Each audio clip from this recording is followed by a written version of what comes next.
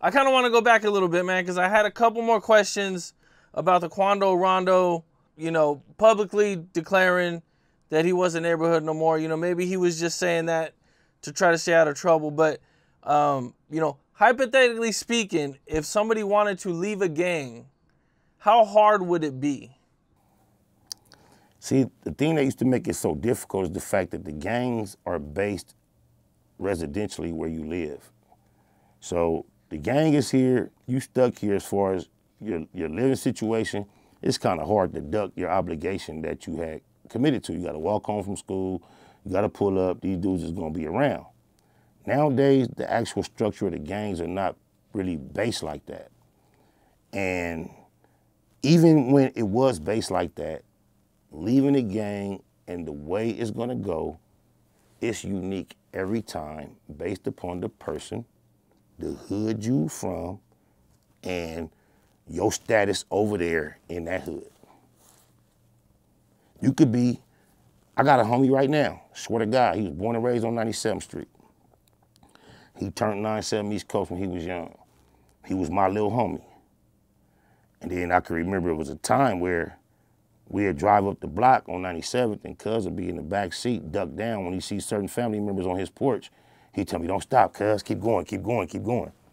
To where his family, because they cared about him, kind of like made him to where he couldn't claim the hood no more. He couldn't get away with it. He went and started some whole other shit right in our section. Now he's a fully grown man. He's one of my very best friends. He's not from 97 East Coast. He from something else, formerly, right there. But he walked right off, changed what he did, no problem. Then I got homies that's original homies, more original than me, was around before me. We don't see them for a while. Rumor going around, they turned Harlem Crip in LA on the West. They really be with the Harlems.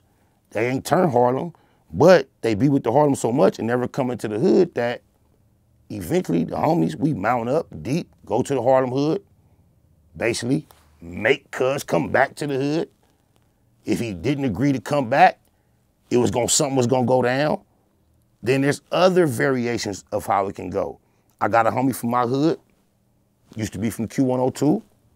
Whatever reasons in his journey, he didn't want to be from Q102 no more. He wanted to be from 97. Q102s came to the hood, one of my homies, him. They went around the corner, put cuz off Q102, put him on 97. He a real homie from the hood. Some niggas, you hanging out, you do something boo-boo, you still want to be from the hood. You don't have no choice. Niggas will beat you up and run you off. But then, I just want to keep it a Google, facts over feelings on my mama. You got niggas that's on paperwork. Everybody know it. Certain niggas in the hood let them know, you got the boot. You all bad. And you got experiences where the rest of the hood decide, oh no, you go through a little weak ass DP and you still the homie. Cuz made a mistake.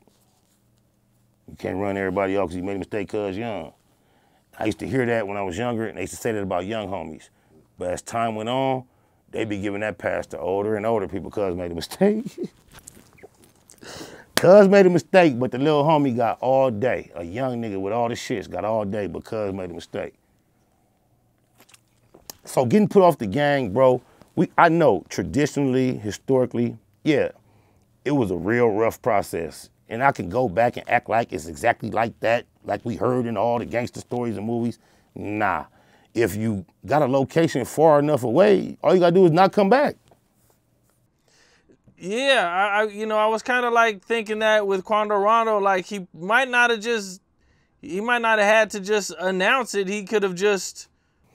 See, initially before I thought about it deeper, my perspective was he could walk away. However, he shouldn't have did it on the internet because it kind of makes it seem like your whole gangbang career is everything we saw on the internet. It was all about the internet.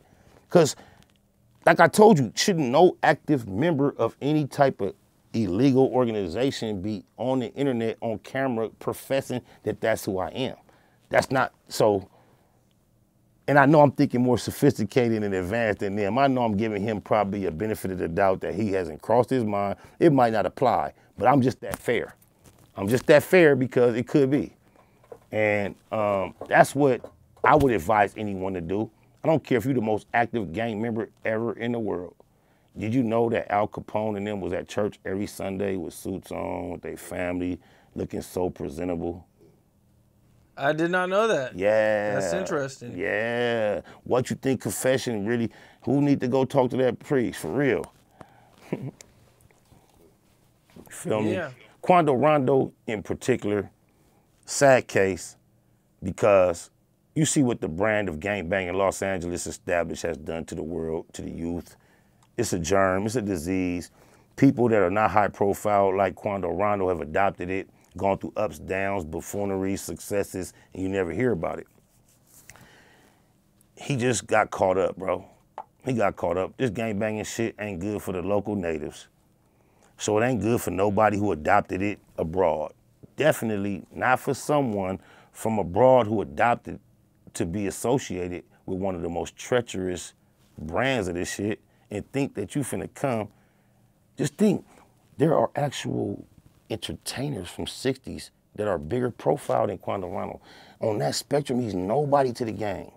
They got Corrupt, Nipsey, Key to Rock, Big U. They been popping. You not nobody. Even the fact that you popping, you nobody. And really, even though he popping, you not even popping. I promise you, if Cuz would have did something like been fortunate, lucky, or wise enough to associate himself with one of these LA gangs that nobody never heard of, he probably could have had a way more successful experience. Checking in was what you're talking about. Is like he should have been checking in with somebody. Look, if you're gonna gangbang a LA gang, this not even a regular checking in that we talk about for artists. Nigga, if you gonna claim neighborhood Rollin 60s and somebody gotta tell you that you need to be checking in, it's not even you should be checking in out of a need, you should be checking in out of a desire. How, bro, what do it look like me living anywhere or being anywhere? I turn the hood and I don't wanna be there. I'm not trying to get, before you get burnt out on the hood, you gotta get burnt out, exhausted, tired, fed up. The whole essence of this shit is niggas falling in love with it to where you can't pull them away from it.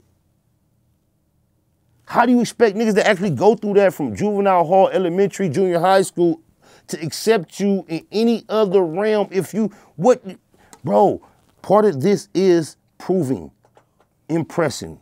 At some stage of your journey experience, you have to prove or impress. It's gonna take place. For everyone, it's about jumping off the porch, showing that you down, showing that you with it. That's part of this. How does he escape that? And you wanna have the credit and the branding of one of the most official, notorious gangs out here, one of the most difficult gangs to navigate a successful journey through. You wanna get that stamp for nothing? You know how hard it is to be from 60s? Not only to be from 60s, but to be a reputable, notarized person that everybody respect. Cuz it's hard. It ain't easy, cuz. That shit ain't easy. He just bit off more than he could chew, cuz. He should have tried somebody else's hood. And then you pick the hood that's already high profile. A lot of other hoods are looking to get exposed to the high profile.